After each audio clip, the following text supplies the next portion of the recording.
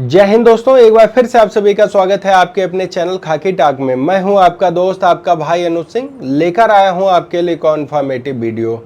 ग्रामीण डाक सेवक का फॉर्म आपने फिल कर दिया था और उसका पहला रिजल्ट यानी कि पहली मेरिट लिस्ट आ चुकी है। सिलेक्शन जिन बच्चों का होना था उनका हो भी चुका है और बहुत से बच्चे इस बात से परेशान भी हैं कि उनका 95, 96, 97% नंबर होने के बावजूद भी सिलेक्शन नहीं हो पाया है।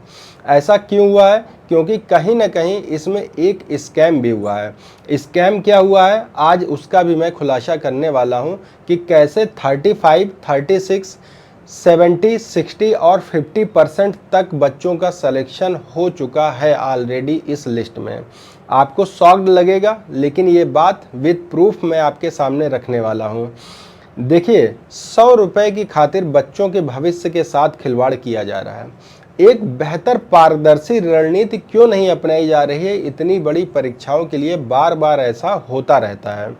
सबसे पहले आप देखिए, आप अपने उत्तर प्रदेश की लिस्ट देखिए। उत्तर प्रदेश की जब आप लिस्ट देखेंगे तो कहीं भी आपको 100, 100, 100, 100, 100 और उससे कम जब आप देखेंगे तो 99.9, 98, 97, मुश्किल 96 तक मेरिट गई है।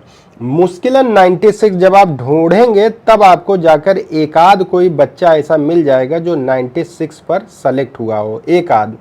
सेम उसी तरीके से जब आप देखेंगे बिहार का, बिहार में भी सेम यही हालत है। 100 नंबर, 99 नंबर, 98 नंबर, 97 नंबर, 98, 97, 100, पूरी मेरिट लिस्ट इसी से भरी पड़ी है।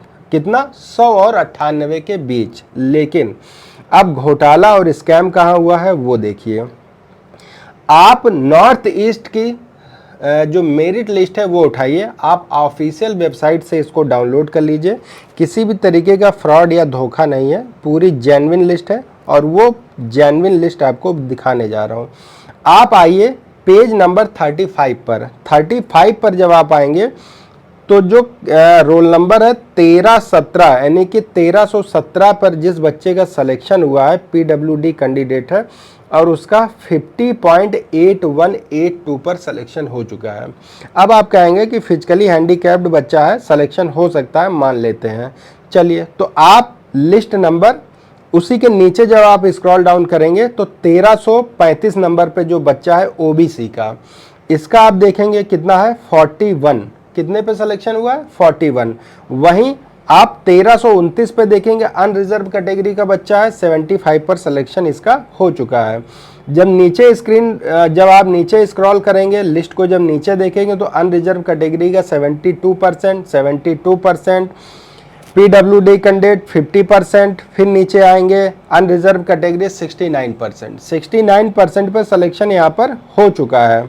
आप घबराइए नहीं, सिलेक्शन की लिस्ट लंबी है और इसी तरीके से आप देखेंगे क्रमांक संख्या 1524 और 1523। 1524 और 1523 को जब आप उठा के देखेंगे तो जो 1523 पे बच्चा है वो है अनरिजर्व कैटेगरी का, लेकिन जो 1524 पे है वो है ईडब्ल्यूएस का।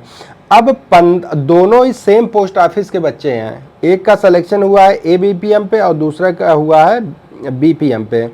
तो जो अनरिजर्व कैटेगरी का बच्चा है उसका सिलेक्शन हुआ है 87% पे और वहीं ईडब्ल्यूएस का जो बच्चा है उसका सिलेक्शन हुआ है 49%। कितना? 49%। शॉक्ड हो गए ना आप सुनकर कि 49 पे भी सिलेक्शन हो रहा है। इसी तरह जब आप और नीचे आएंगे तो अनरिजर्व कैटेगरी का 67% पर सिलेक्शन यहाँ पर हो रहा है आपका, अनरिजर्व कैटेगरी का 69% पर सिलेक्शन हो रहा है। और नीचे जब आप आएंगे तो यहाँ देखेंगे पीडब्ल्यूडी कैंडिडेट है उसका 49.5 पे सिलेक्शन हो रहा है। इसी तरह 72 पे हो रहा है, 66 पे हो रहा है, 67 पे हो रहा है, 68 पे हो रहा है।